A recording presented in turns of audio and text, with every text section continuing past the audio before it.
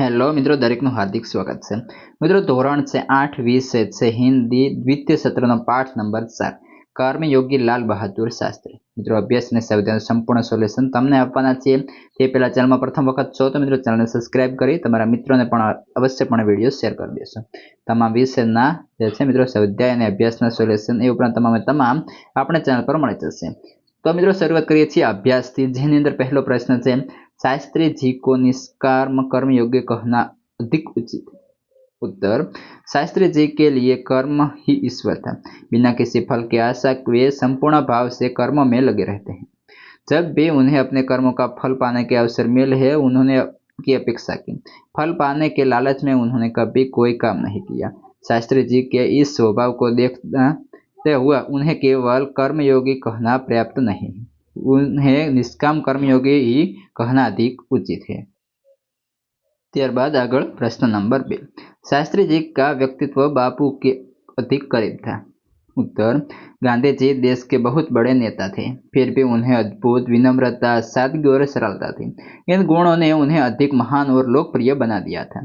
गांधी जी के ये गुण लाल बहादुर शास्त्री में भी थे, इसलिए शास्त्री जी का व्यक्तित्व बापू से अधिक करीब था। प्रश्न 3, शास्त्री जी का संपूर्ण जीवन श्रम, सेवा, सादगी और समर्पण का अनुपम उदाहरण है। उत्तर, शास्त्री जी कर्म ईश्वर मानकर उनकी पूजा के रूप में श्रम करते थे। देश और समाज की सेवा में ही उन्हें जीवन की सार्थकता लगती थी। उन्हें सादा भोजन और सादा पहनावा ही पसंद था। उन्होंने जो कुछ किया पूरी निष्ठा और लगन से किया। उनकी ये विशेषता बहुत कम लोगों में पाई जाती है। प्रश्न 2, अगर महात्मा गांधी अपने स्वप्न में आए तो आप उनसे कौन से प्रश्न पूछेंगे और महात्मा गांधी क्या क्या उत्तर देंगे, सोचिए और बताइए।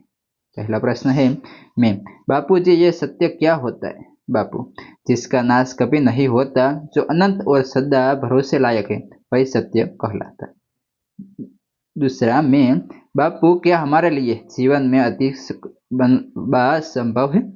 बापू, जहाँ तक हो सके वहां तक किसी जीवा को आघात नहीं पहुंचना चाहिए।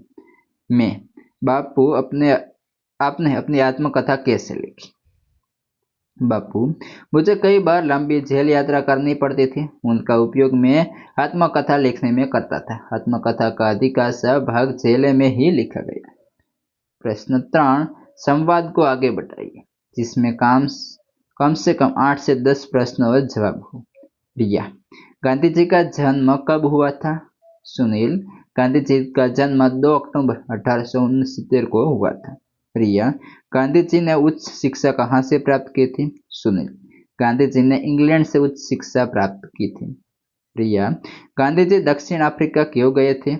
सुनील, गांधी जी वकील के रूप में एक मुस्लिम व्यापारी का मुकदमा लड़ने के लिए गए थे। रिया, दक्षिण अफ्रीका में किसका विरोध किया? सुनील, दक्षिण अफ्रीका में रहकर वहां की सरकार की रंगभेद की नीति का विरोध किया। रिया, अफ्रीका से लौटकर गांधी जी क्या किया?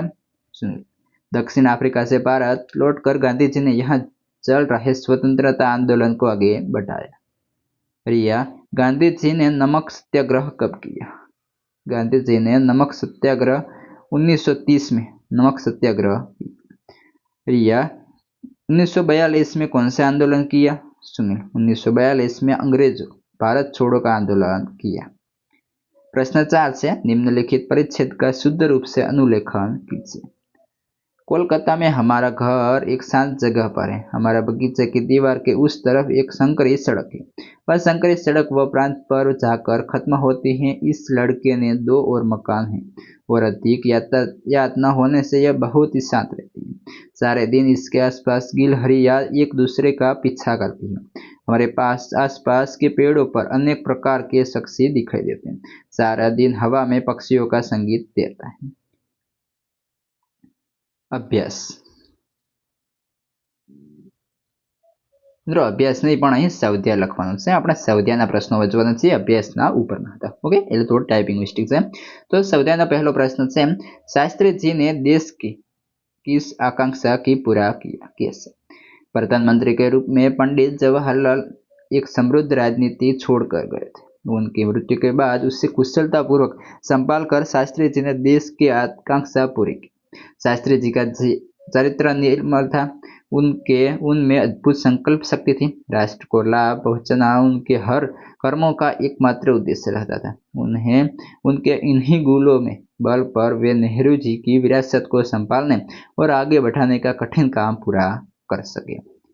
प्रश्न 2, लाल बहादुर शास्त्री पर गांधी जी के आदर्शों का क्या प्रभाव पड़ा? लाल बहादुर शास्त्री का जन्म एक साधारण परिवार में हुआ था और उसी में उनकी परवरिश हुई। प्रधानमंत्री जैसे ऊंचे पद पर पहुंचने में पर भी वे सामान्य ही बने।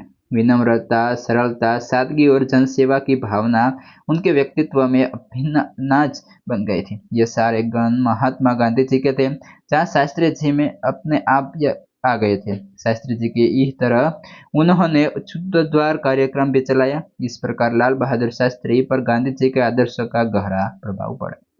प्रश्न 3, शास्त्री जी के संसदीय जीवन की शुरुआत कैसे हुई? तो शास्त्री जी में कार्य के प्रति गहरी निष्ठा थी। वे मेहनत करने की अदम्य क्षमता भी रखते हैं।